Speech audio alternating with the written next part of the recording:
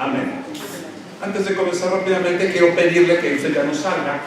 Respete, voy a ser breve. Y usted pueda quedarse sentado, por favor. Si usted tiene que salir al baño, pues hágalo ahorita. Tiene un minuto.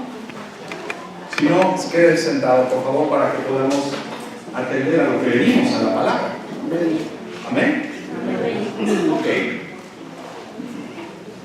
Quiero ir rápidamente y quiero comenzar con una pregunta. ¿Usted cree que existe otro evangelio? ¿O usted cree que hay otra forma de ser salvo?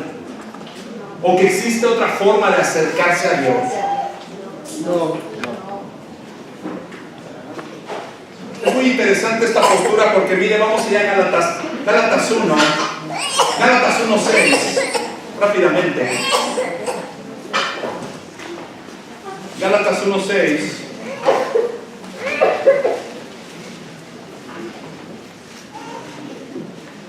Y en Gálatas 1:6 tenemos ahí obviamente al apóstol Pablo. Y el apóstol Pablo nos comienza a hablar de una manera muy interesante. Y nos dice así: estoy maravillado de que tan pronto os hayáis alejado del que os llamó por la gracia de Cristo para seguir un evangelio diferente. Así que el apóstol Pablo está hablando de que hay personas, que los gálatas estaban siguiendo un evangelio diferente. Vamos al 7. No que haya otro, sino que hay algunos que os perturban y quieren pervertir el evangelio de Cristo. 8. Mas si aún nosotros o un ángel del cielo os anunciara otro evangelio diferente del que os hemos anunciado, sea maldito, o sea, sea anatema, como antes os hemos dicho. También ahora lo repito: si algunos predican diferente evangelio del que habéis recibido, sea anatema, o sea, maldito. La problemática que estaba pasando en Galacia, ahí con los galos, es que estaban introduciéndose los judíos. El apóstol Pablo estaba hablando desde la libertad en Cristo. Y esto es muy importante. ¿Por qué es importante lo que estoy hablando? Porque las personas, cuando llegamos a Dios, cuando llegamos a conocer a Cristo en las iglesias, nos enamoramos de Jesús. Y comenzamos, pero sucede algo muy interesante, que comenzamos a creer que es a través de las obras que vamos a ser aceptados o rechazados por el Cristo de la gloria.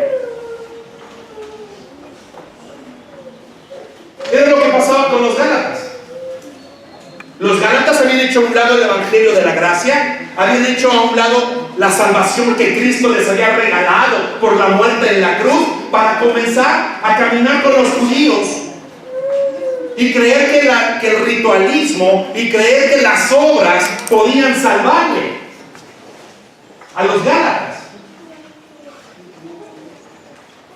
Ahora, este es un punto muy peligroso. Y más adelante quiero explicar por qué es peligroso este punto. ¿Sabe por qué? Porque todos tenemos sueños en la vida. Y la mayoría de las personas no llegamos a cumplir y no llegamos a cumplir lo que queremos o lo que Dios tiene para nosotros, simple y sencillamente porque nos acomodamos. Nos acomodamos en la vida. Nos hacemos miedosos. Porque para llegar a la meta o para ser una persona que camine conforme dice la Biblia, se necesita disciplina. Porque cuando vienes a la Biblia te das cuenta que Dios nos crea con un propósito. Pero el que Dios nos haya creado con un propósito no significa que éste se vaya a cumplir. Se requiere disciplina, esfuerzo, estar dispuesto a pagar el precio. Y hay mucha gente que se queda a la mitad de la vida, que aborda el propósito de Dios en su vida. ¿Por qué? Porque no tiene disciplina, porque le falta trabajo, determinación para llegar hasta el final.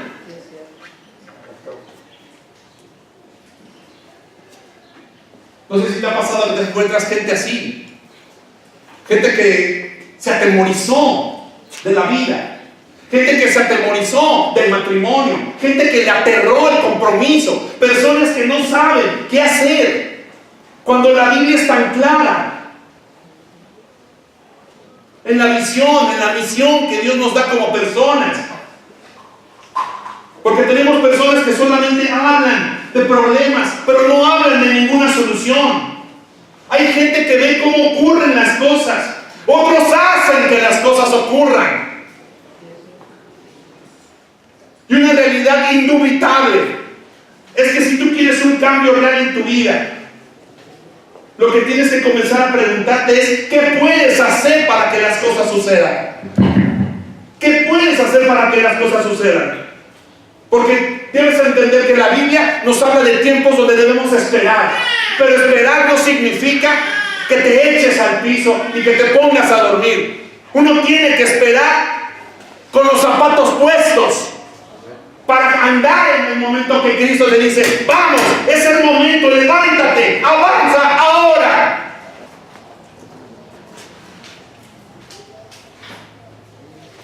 Es interesante saber cómo Dios nos da la capacidad para llevar una vida correcta, una vida alegre, una vida apasionada. Lo tenemos, Dios nos lo ha dado. Está en nosotros también. Pero necesitamos tomar la decisión de echarnos a andar, de avanzar. Pero hay personas que viven un evangelio diferente, como los Gálatas.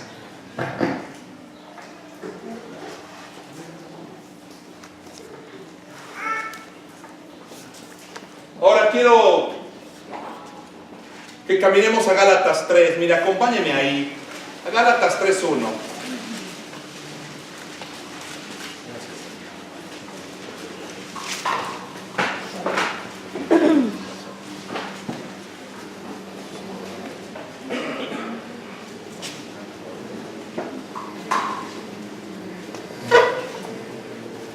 Sí, amén. ¿Ahí se oye? ¿Sí? Sí, amén. Ok, para que podamos entrar en lo de los Gálatas, tenemos que, déjenme embarrar un poco el contexto. Ya se los expliqué un poco. Pablo está preocupado originalmente con los Gálatas. ¿Por qué? Porque son sus hijos en la fe. ¿Qué es lo que está pasando? Ellos están dejando la gracia de Dios. Ellos están dejando, cuando hablo de la gracia de Dios, estoy hablando de esas iglesias que son iglesias donde se les obliga a las personas a cumplir con ciertos requisitos para poderse sentir aceptados en las iglesias y por Dios. Hay iglesias donde te piden obligatoriamente que vayas con una falda, que vayas sin un maquillaje, que vayas con las canas en tu cabeza. Eso es fariseísmo, eso se llama legalismo. Peor aún, hay iglesias que condicionan la salvación de las personas cuando ha sido dada por la gracia de Dios en Cristo Jesús. Entonces el apóstol Pablo está preocupado por los Gálatas. ¿Por qué? Porque la secta de los judíos está dentro de la iglesia y los están llevando ¿a qué? A enseñarles que la cruz no es suficiente, que había que guardar algunos aspectos de la ley. Entonces hay iglesias donde te enseñan a desflemar el pollo para que no comas sangre. Hay iglesias donde te hacen todo ese tipo de requisitos para que tú te sientas o seas aceptado por Dios. Después de hablar sobre esto, nos encontramos con Gálatas 3:1. Vaya conmigo en el 3:1, déjenme correr. Y entonces el apóstol Pablo les llama insensatos y les dice: oh, Gálatas insensatos. Y entonces les cuestiona: ¿quién os fascinó para no obedecer a la verdad? A vosotros, ante cuyos ojos Jesucristo fue ya presentado claramente entre vosotros como crucificado. Interesante. Así es. Pablo les está diciendo: ustedes han probado el evangelio tal como yo se los he enseñado, y ahora están hablándoles Y les dice necios, les dice insensatos.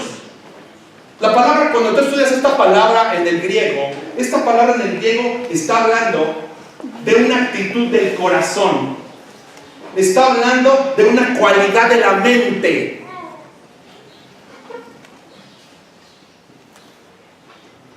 Les está señalando una actitud del corazón, un descuido. Ellos han sido descuidados al no usar su mente o su capacidad mental para sacar provecho, para vivir en el evangelio genuino.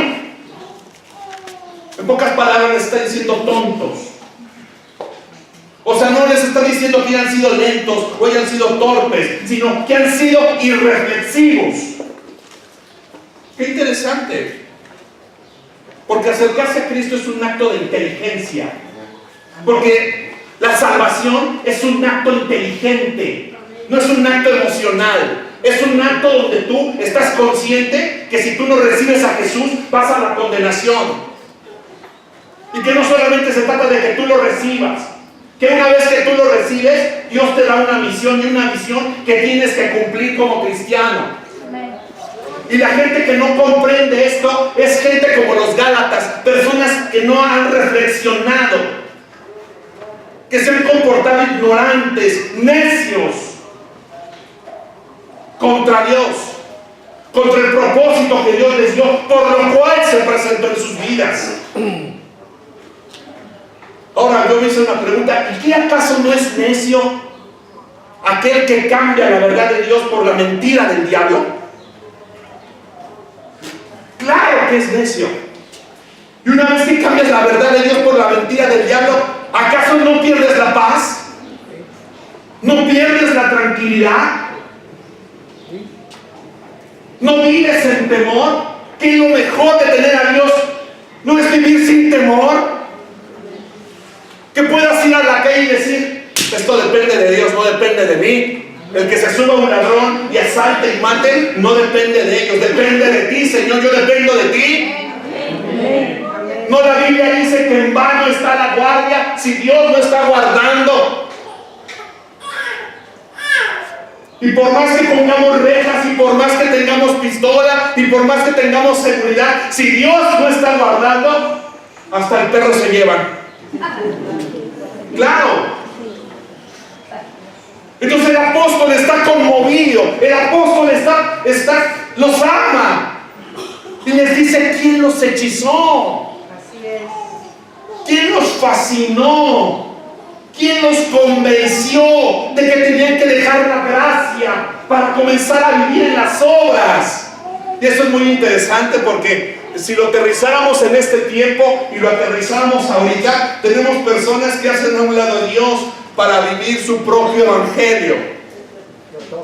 Y mi evangelio es un evangelio de permisividad. Mi evangelio, como decía mi esposa en la mañana, es un evangelio donde mis hijos pueden fornicar. Mi evangelio es un evangelio que llevo yo como se me pega la gana. Pero claramente la Biblia dice cómo tiene que ser el cristianismo. No es a mi modo, es al modo de Él. Qué interesante. ¿Quién los hechizó?, dice el apóstol Pablo.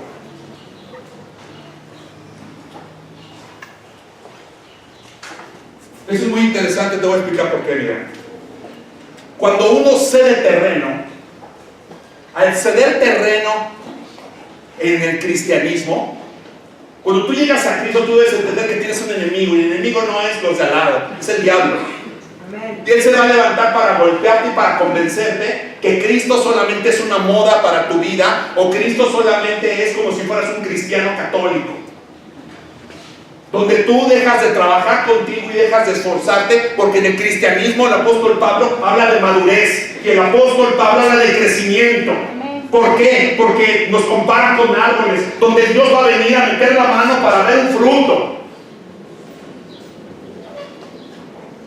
Y estamos obligados a dar un fruto y a dar crecimiento. Así que el apóstol Pablo está viendo esto muy interesante. Y si uno deja de crecer, y si uno deja de caminar en el cristianismo, lo que pasa después es que uno queda preso de la falsedad. Y quedar preso de la falsedad es ponerle casi pendiente a mi vida cristiana. Está en pausa mi vida cristiana. Tengo muchas cosas que hacer.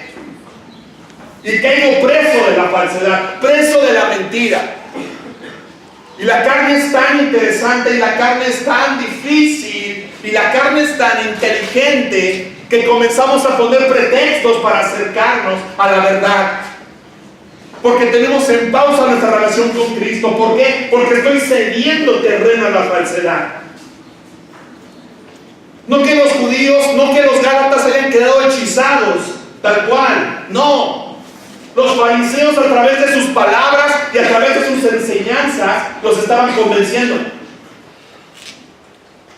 Les estaban diciendo que Cristo no era suficiente para ser salvados y tenían que hacer un ritual religioso para tener el resto de la salvación, para acercarse a Dios. Y los gálatas no se dieron cuenta de esto. Eso es muy interesante, porque un Cristo que trata de ser completado es un Cristo que está siendo suplantado. Un cristianismo que trata de ser completado con obras es un cristianismo que está siendo suplantado.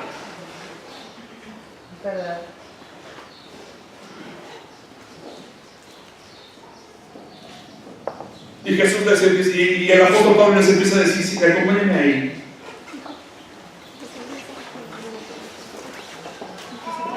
Estamos en el 1. Oh Gálatas insensatos, ¿quién os fascinó para no obedecer a la verdad? A vosotros, ante cuyos ojos Jesucristo fue ya presentado claramente entre vosotros como crucificado.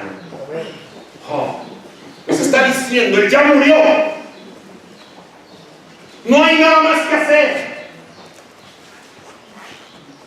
Quiero regresar a esta palabra insensato porque es muy interesante el griego. Y esta palabra es anoetos.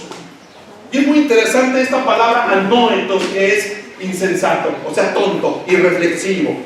Porque en el griego nos encontramos que es un adjetivo y el adjetivo está calificando. O sea, el apóstol se los está diciendo así, insensatos. Y es un vocativo. Y el vocativo significa que se los está diciendo de frente a quienes, a los gálatas. Él se los está diciendo así, plural masculino. Pero después les dice, ¿quién los embrujó? O sea, una persona que no reflexiona en su vida, una persona que no entiende el por qué tiene a Cristo, es una persona que está siendo irreflexiva, que no está pensando, que está tomando el cristianismo como una religión. No sé usted, yo salí del catolicismo.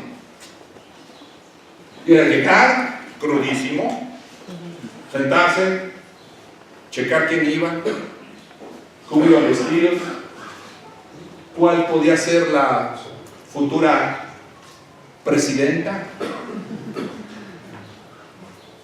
y acercarte para hacer contacto.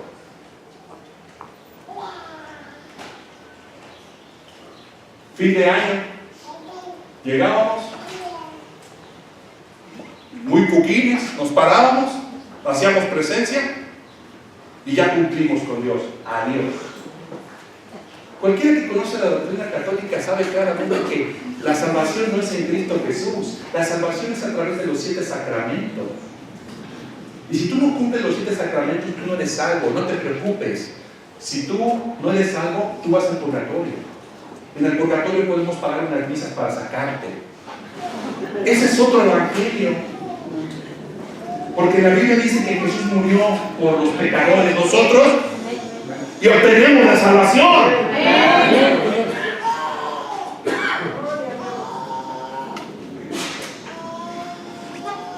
Por lo menos uno dice amén. ¿Quién nos fascinó? Vascainó en el griego. ¿Quién nos embrujó? Pero es un uso figurado. No que hayan sido embrujados.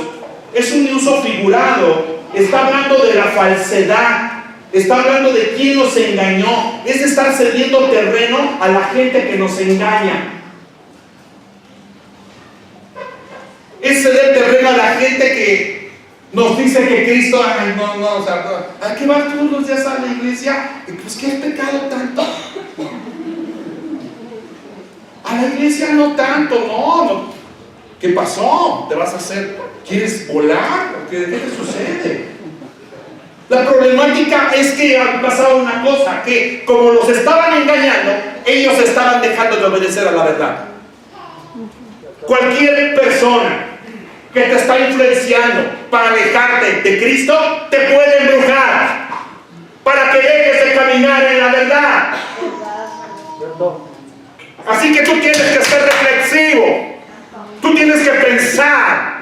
Puedes pasearte por los evangelios y te vas a encontrar en la Biblia que Jesús dice: más vale que dejes a tu hermana, a tu madre, a tu padre, a tus hermanos por mí, si quieres ser digno. Y uno dice: ay, Dios mío, tú dejas a mi mamita chula, niña preciosa. Si me amas, sí.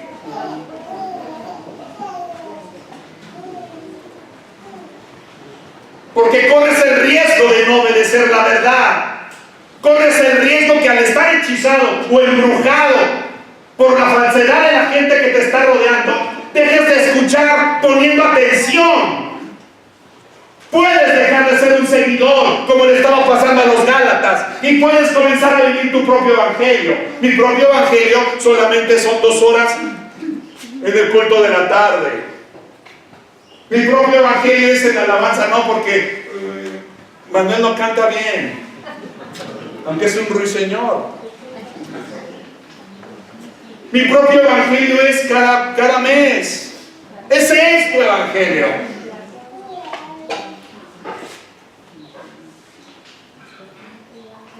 Vamos rápidamente a la primera carta de Pedro. Quiero hacer una ilustración. No pierdan Gálatas porque estamos en primera carta de Pedro rápidamente. Primera carta de Pedro está ahí entre Génesis y Apocalipsis. Gracias. Uno de los diáconos, des una vuelta por allá atrás. Elías, por favor. Allá afuera, por favor. Voy a dar una vuelta. Y a cualquiera fuera de orden lo metes en orden, por favor. Fíjense cómo hay otro evangelio. No te vayas, apenas empezamos. Oye, fíjense cómo hay otro evangelio. Fíjense cómo la gente vivimos otro evangelio. Y primera carta de Pedro 2:15 dice de esta manera. Sígame usted, por favor. 2:15, 16. Porque esta es la voluntad de Dios, que haciendo bien hagáis callar la ignorancia de los hombres insensatos.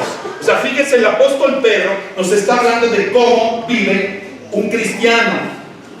Diga que está al lado de ti. Te van a decir cómo tienes que vivir. Diga que está al lado de ti. Mira, si eres cristiano tienes que vivir así. Dígale que está atrás de usted. Ahí te habla Juan. Ya le dijo. Ok, ponga su atención acá. Esto es muy importante.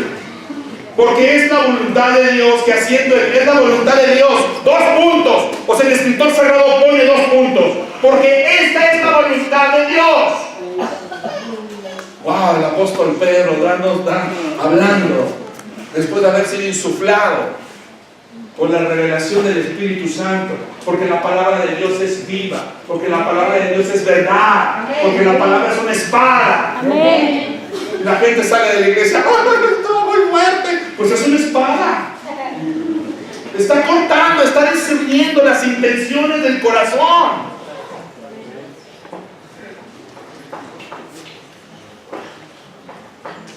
Contra la carne, contra el viejo hombre.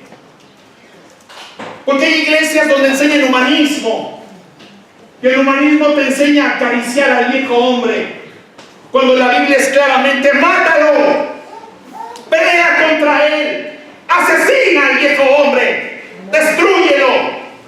Amén. Amén. Amén. Que haciendo el bien, hagáis callar la ignorancia de los hombres insensatos. Como libres, punto y coma, como libres, pero no como los que tienen la libertad como pretexto para hacer lo malo, sino como siervos de Dios. Amén. Wow. O sea, siempre que se enseña de la salvación y la santificación, yo siempre enseño como pastor una cosa: que no es necesario seguir la ley. Por eso las hermanas aquí vienen con el pelo pintado. Por eso las hermanas vienen con la boca pintada. Mi esposa se pinta el cabello.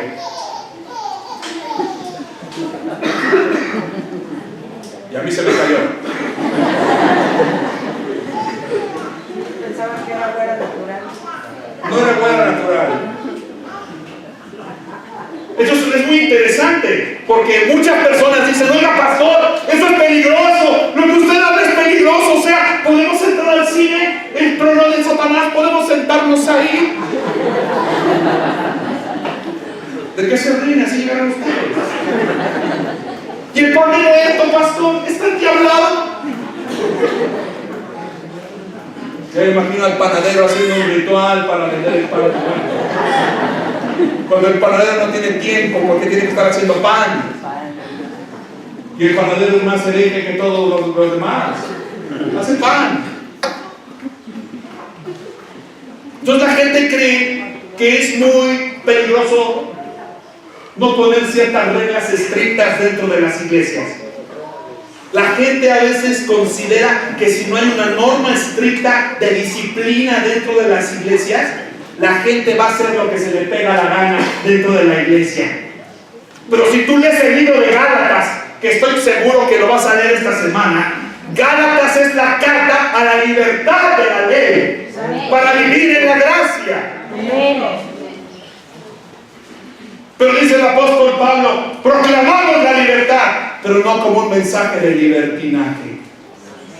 Ya les llamó necios y les llamó insensatos. ¿Por qué? Porque no estaban evitando a los falsos maestros.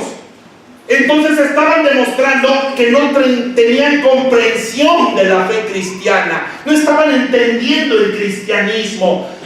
Pablo le estaba exponiendo su condición de cristianos mundanos,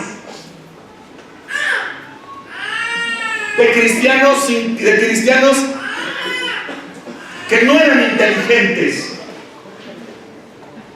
Entonces Pablo va a animarlos, ¿verdad? Pedro va a animarlos. Y entonces Pedro les dice aquí, miren, ahí en el 2:11, yo tengo una versión que dice queridos, así como el primo Daniel Capif, queridos. Aquí dice amados. Y les dice, para que ustedes callen la boca de la gente, para que ustedes puedan amordazar la boca de las personas que les rodean, vivan como gente que dice conocer a Dios. Amén. Compórtense bien, ya que la voluntad de Dios es que ustedes sean santos. ¡Qué interesante!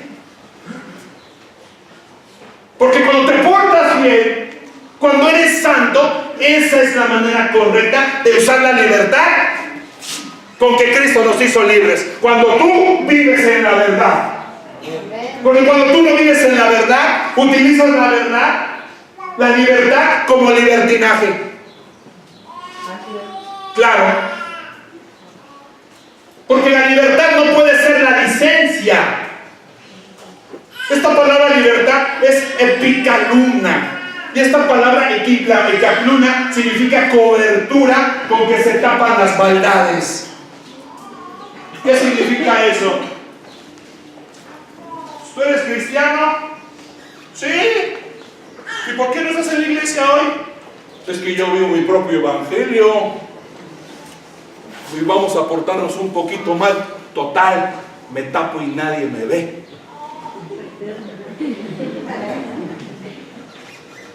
¿Cómo? Esto no es ser libre.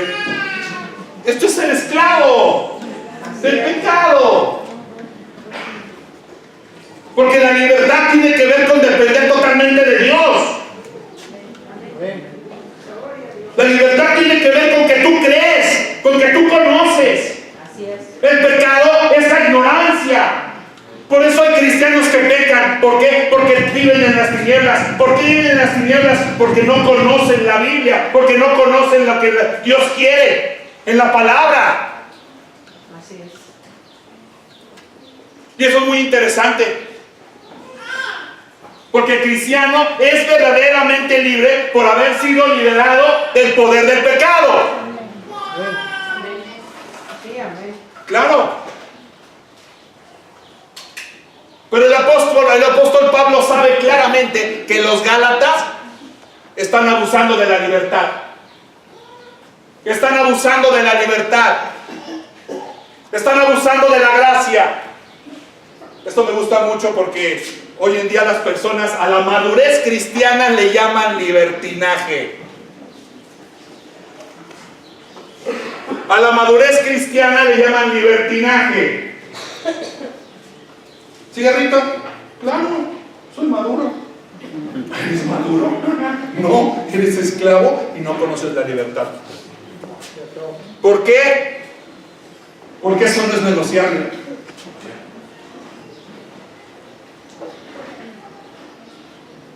Una carita al aire, soy maduro. No, eso no es negociable. Claramente la palabra nos indica que eso se llama idolatría. Y a Dios no lo puedes poner en segundo lugar.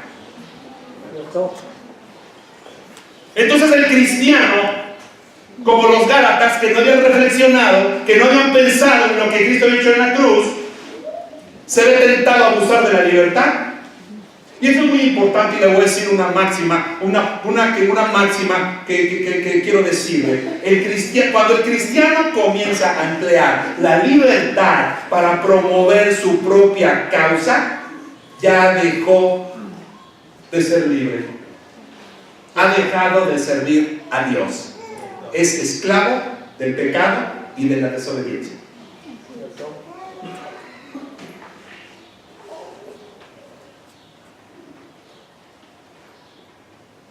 Ponle mi propia causa, mi propia voluntad. Ponle tu propia causa, cómo quiero llevar yo mi matrimonio, no como la Biblia dice. Ponle tu propia causa, cómo educo a mis hijos, no como la Biblia lo dice. Ponle tu propia causa, tu propio evangelio. Un evangelio a tu medida. Cuando las personas viven un evangelio a su medida, tienen que redefinir lo que es el pecado. Es que pecado es robar. No, en mi evangelio no, en mi evangelio sí podemos robar. No hay ningún problema, compadre. Tráeme un camión de huachicol. Claro. Y va el camión de huachicol con el pescado hasta atrás. Y oye, ¿cómo crees? O sea, ¿cómo? Y cuando tú redefines el pecado, te ves obligado a redefinir quién es Dios. Y entonces para ti Dios es amor. No, es que también es castigo. ¿Dónde dice la Biblia? ¿Dónde dice la Biblia que Dios castiga? No es cierto, eso no es cierto. Además hablemos del pastor. No le hables, déjalo. Está ocupado. Qué interesante.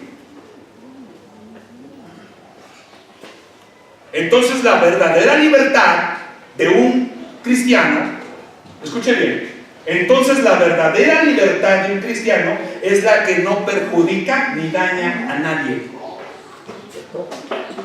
Si tú estás dañando a tu familia con tus decisiones, si tú estás perjudicando a tu familia, al negocio de tu jefe, a tu propio negocio, si tú estás perjudicando a tus hijos, a gente a tu alrededor por tus decisiones, estás viviendo tu propio evangelio.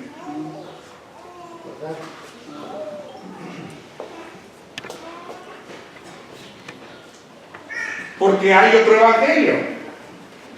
Y entonces en el 3.3 el apóstol Pablo se levanta y entonces saca su argumento teológico, ¿verdad? Saca la de Terminator, saca la de Terminator. Y entonces vamos al 3.3, mire, sígame por favor. Y entonces el apóstol Pablo dice, ¿tan necios sois? En el 3.3, Gálatas 3.3, ¿tan necios sois?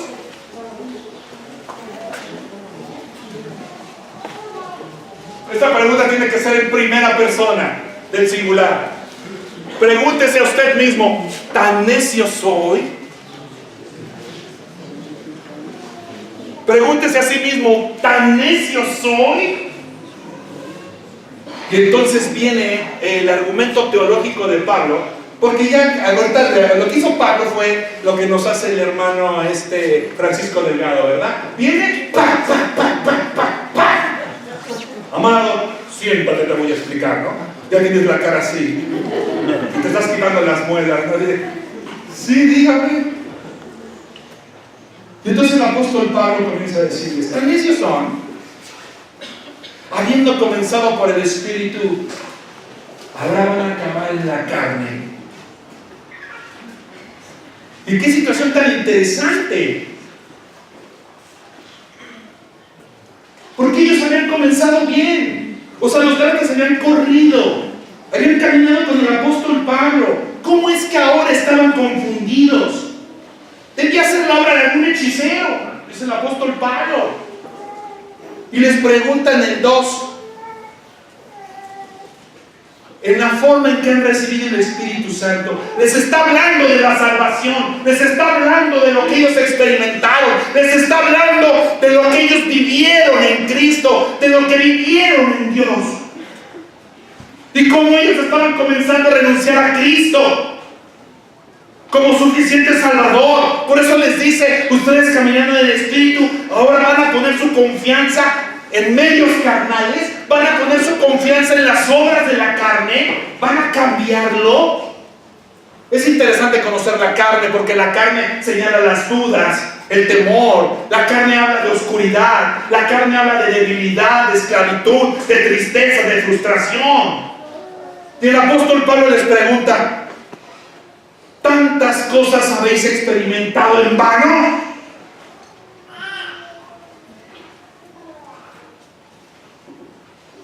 Nos está llevando a recordar las experiencias que han tenido con el Espíritu Santo. ¿Ya se te olvidó que Dios te sanó? ¿Ya se te olvidó del basurero donde Él te levantó? ¿Ya se te olvidó que eras un adicto a las drogas y Él te limpió y te lavó con su sangre y te dio su Santo Espíritu? Amén. ¿Ya se te olvidó que eras un adúltero perdido sin Él? Y cuando nadie daba nada por ti, Él se acercó, te levantó, te limpió, te cambió la vestidura y te llamó hijo.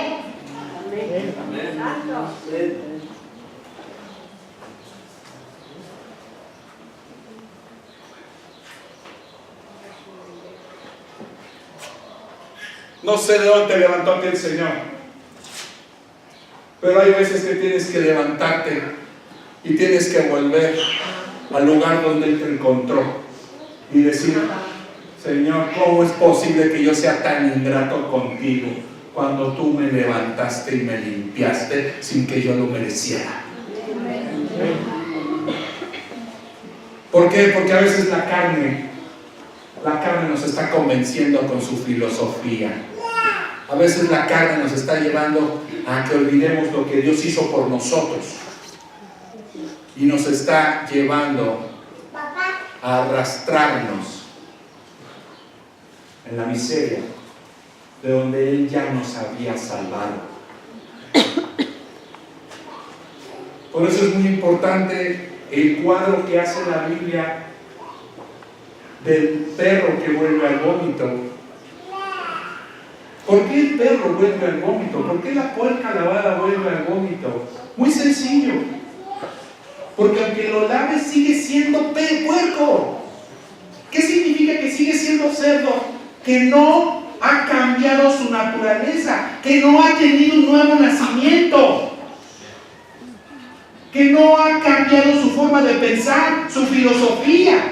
Por eso, aunque lo laves, se vuelve a regresar, porque su naturaleza es de un cerdo.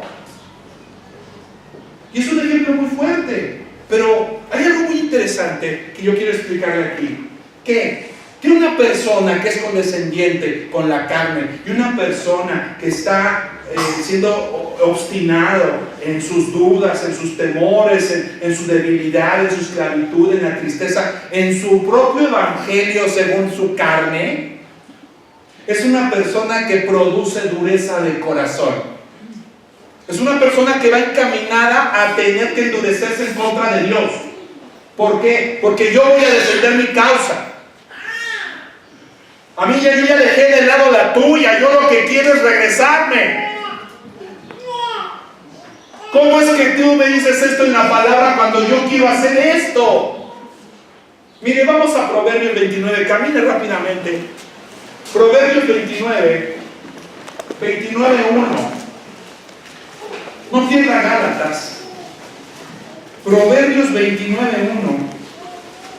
Y esto es muy interesante porque las personas tendemos a acomodarnos el evangelio como queremos.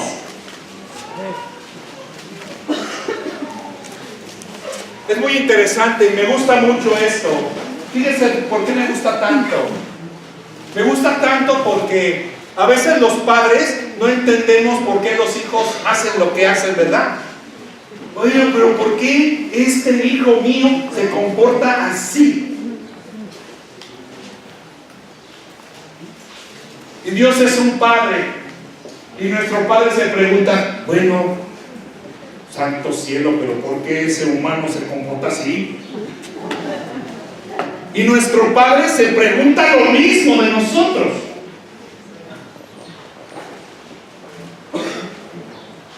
¿No le ha pasado? Porque cualquiera que llega a Jesús es un hijo. Amén. Y tiene un padre. Y a veces el padre dice, bueno, yo dejé claramente en la Biblia lo que tenía que pasar. ¿Por qué hacen su propio evangelio? Voy a llegar a un punto muy interesante. Mire ahí, Proverbios 29:1 dice claramente esto. Vamos al 29:1. Dice, el hombre que reprendido endurece la cerviz, de repente ¿qué? Será quebrantado. Y no habrá para él ¿qué? Medicina. Qué interesante. Pues estoy hablando de dureza del corazón. Una persona que está tapándose, una persona que está escondiéndose, una persona que está viviendo su propio evangelio, una persona que está haciendo lo que quiere, sin entender que tenemos un, como lo quieras ver, padre, o lo quieras ver como un dueño, o lo quieras ver como un patrón porque somos esclavos, doulos. ¿Sí? Tiene que endurecer su corazón. Tiene que endurecer su corazón para mostrar indiferencia, para desobedecer la palabra, para hacer lo que bien le parece.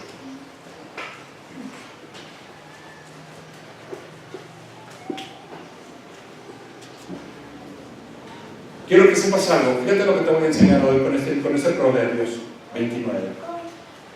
O sea, cuando tú rechazas el consejo de Dios, escucha bien, cuando tú rechazas el consejo de Dios y rechazas la verdad de Dios, tienes que ser una persona cruel con las personas que te rodean. ¿Por qué soy cruel con la gente que me rodea? ¿Por qué soy cruel con la gente que me rodea? Porque estoy resistiendo la luz. Tengo que resistir la verdad. Tengo que estar resistiendo la verdad. Pero debes entender que Dios te hace responsable por la dureza del corazón.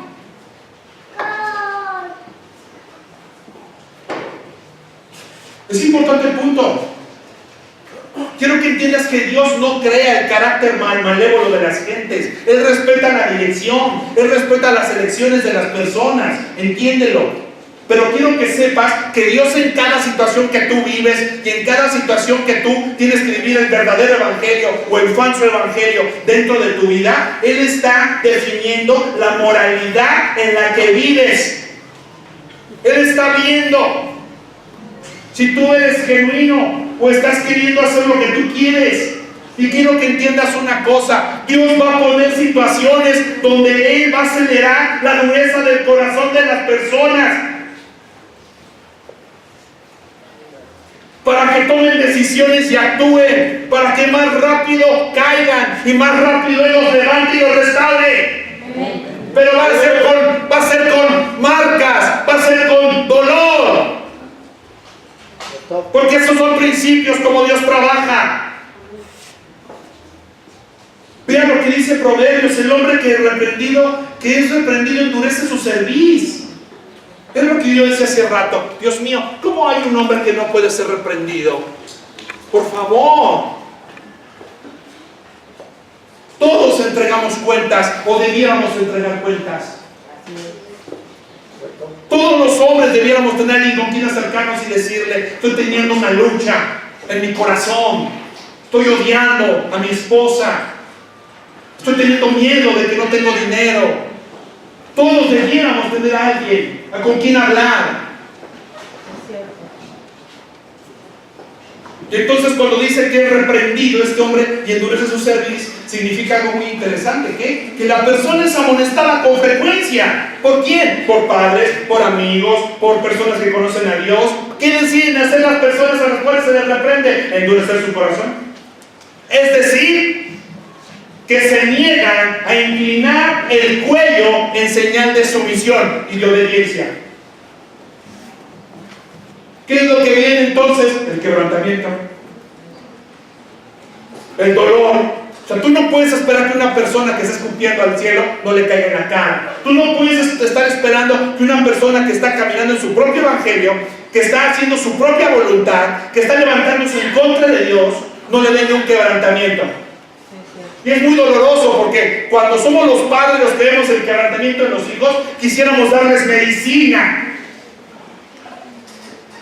Pero claramente dice aquí el libro de Proverbios: no habrá para él medicina. ¿Por qué? Porque hay veces que no tienes la medicina. Y es tanta la necesidad del muchacho que ni se la quiere tomar. Y está empeñado, empecinado en su necedad. ¿Qué es lo que tiene que pasar? El quebrantamiento de parte de Dios.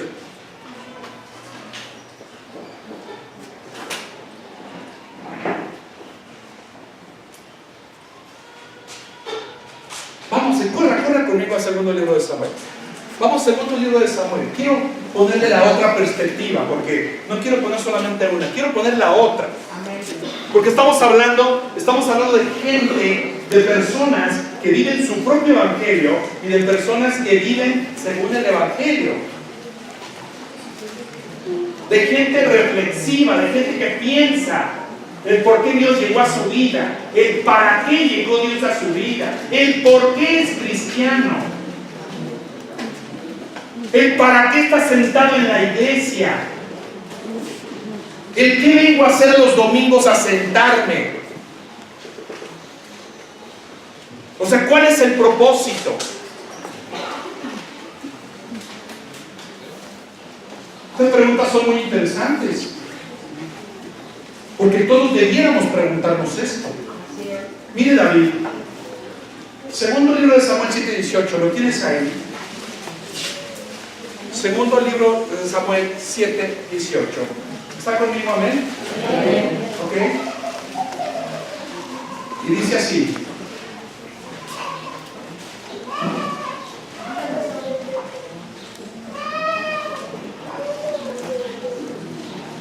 amén. Y entró el rey David y se puso delante de Jehová. ¡Oh! Mire qué hermosura. Y se puso delante de Jehová y dijo: Señor Jehová, ¿quién soy yo y qué es mi casa para que tú me hayas traído hasta aquí? 19. ¿Y aún te ha parecido poco esto, Señor Jehová? Pues también has hablado de la casa de tu siervo en lo porvenir. ¿Es así como procede el hombre, Señor Jehová? 20. ¿Y qué más puede añadir David hablando contigo? Pues tú conoces a tu siervo, Señor Jehová. 21. Todas estas grandezas has hecho por tu palabra y conforme a tu corazón, haciéndolas saber a tu siervo. 22. Por tanto, tú te has engrandecido, Jehová Dios, por cuanto no hay como tú, ni hay Dios fuera de ti, conforme a todo lo que hemos oído con tus oídos. Pero si usted quiere realmente saber qué es lo que está pasando, ahí mismo, vaya al 1.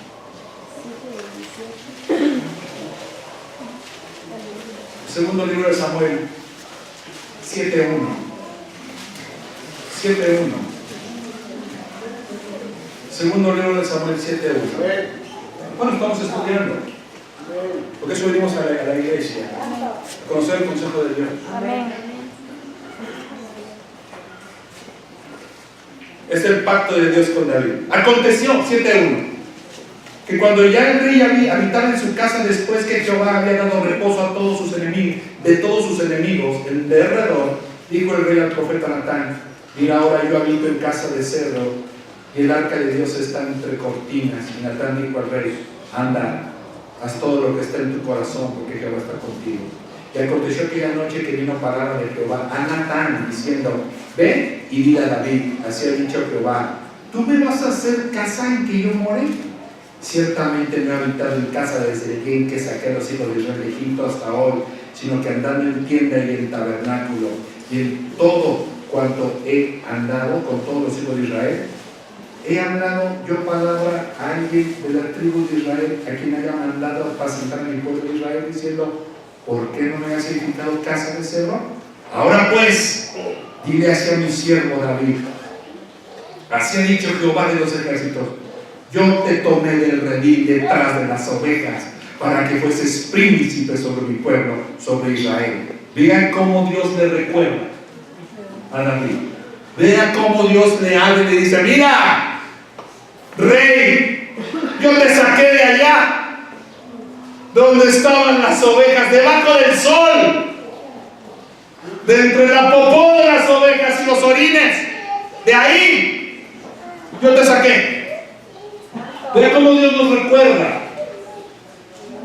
nos trae a memoria de dónde nos sacó, cómo nos encontró. Porque tendemos a olvidar quién es Dios y que le necesitamos a cada paso de nuestra vida. 9. Y he estado contigo en todo cuanto has andado, y delante de ti he destruido a todos tus enemigos, y te he dado un nombre grande como el nombre de los grandes que hay en la tierra. Además yo fijaré lugar a mi pueblo Israel y lo plantaré, para que habite en su lugar y nunca más sea removido, ni los inicuos lo aflijan más, como al principio, desde el día que puse jueces sobre mi pueblo Israel. Y a ti te daré descanso de todos tus enemigos. Así mismo Jehová te hace saber que Él te va a hacer casa. ¡Sas! ¿Tú me quieres hacer casa? Yo no habito en ningún lugar hecho por la mano de hombre. Yo te voy a hacer casa a ti, David.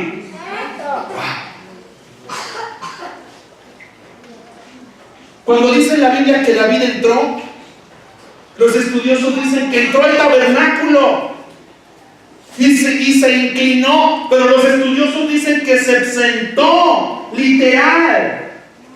Venía atónito. ¿Por qué venía atónito? Porque David le había dicho a Natán el profeta: voy a hacerle una casa a Dios. Y el profeta le dijo: haz como quieras, eres el rey. Pero en la noche Dios dijo: Natán, párate. Sí, Señor, dime. Vele a decir a mi siervo, vele a decir a mi siervo que no se preocupe, yo voy a guardar su familia por generaciones, y de ahí van a ser el Cristo. Y dile que yo le voy a hacer una casa. Y dile que yo voy a ser su Dios. ¿Qué postura? ¿Quién soy yo? ¿Qué es mi casa? Pregunta David. O sea, vean la opinión de David. David se pudo haber parado hablando de sus méritos personales. Era un guerrero excepcional, extraordinariamente dotado, hermoso, dice la Biblia. Y cuando se acerca a Dios, él se ve a sí mismo como alguien indigno. Después pregunta: ¿qué es mi casa? Su familia de la tribu de Judá, la tribu del cetro.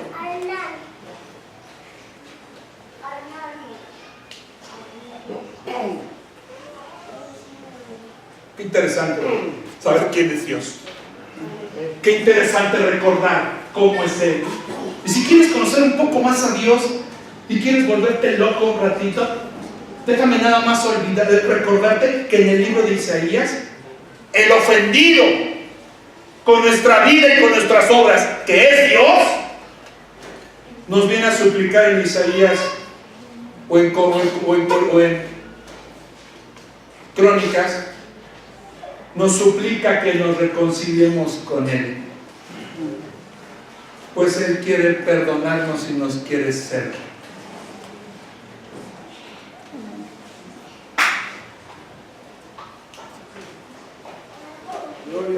No olvidemos quién es Dios.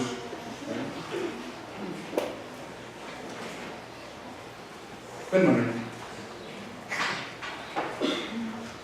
¿Qué tipo de evangelio estás viviendo? ¿Has perdido el espíritu? ¿Vives en la carne? ¿Vives como tú quieres vivir? ¿Llevas tu cristianismo como tú quieres llevarlo? Ahora quiero entender algo porque voy terminando. Quiero entender algo. Puede parecer una justificación, pero no lo es. Hay veces que las personas vivimos el evangelio de esa manera porque, una, así las iglesias nos lo enseñaron. Dos, así los pastores nos enseñaron. Porque los pastores nos reproducimos. No enseñamos, nos reproducimos. Tres, hay veces que los problemas personales son tan difíciles que nos vemos obligados por las emociones a tomar otras decisiones fuera de lo que Dios nos manda. Dios nos da el libre albedrío. Eso no quiere decir que no vamos a pasar por dolor. Pero mira, si tú has estado pasando por dolor, por vivir un evangelio equivocado, si tú has estado pasando por dolor, por tomar malas decisiones, quiero terminar este día llevándote al libro de Isaías 43, 18. Camina conmigo. ¿Saben cuál es el remedio contra un falso evangelio? ¿Saben cuál es el remedio contra un falso evangelio? ¿Saben cuál es el remedio contra el dolor y el remedio contra las malas decisiones? El remedio contra el falso evangelio es el evangelio genuino. Es la verdad. Porque cuando tú implantas la verdad, no hay quien pueda contra ella. Porque la verdad también es amar. Mejor dicho, la verdad es amar. Se lo va a dar el Señor, déselo bien.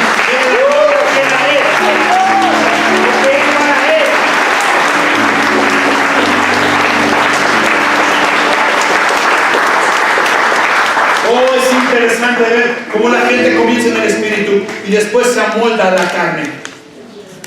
Y comienza a pensar, es que la iglesia, ya no me gusta la iglesia, no es la iglesia, es tu carne. No, es que ya veo que el grupo de jóvenes, ya faltó uno la semana pasada, como que está descendiendo. No está descendiendo, es tu carne.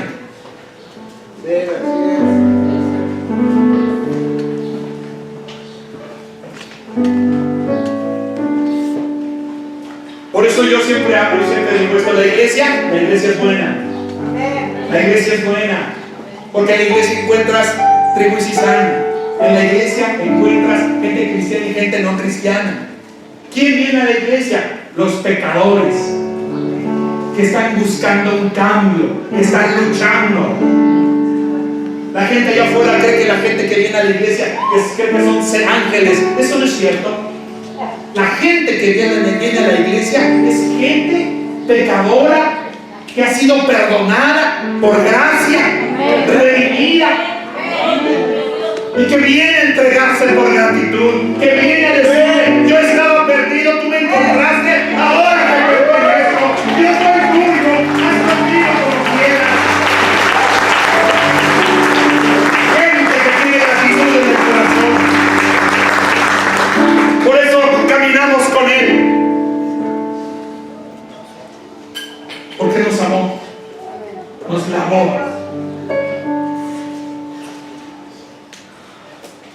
nos perdonó. Porque la gente del mundo allá afuera no perdona. Te echan en la cara lo que hiciste, te lo avientan, te lo restregan. Y vienes y te arrodillas delante de él y te dice: ¿qué pasó? ¿Por qué haces caso a ellos? ¿Quién es tu padre? Soy yo. Ponte en pie. Ponte en pie. Y te levanta. Y te dice, ¿por qué estás negociando con lo que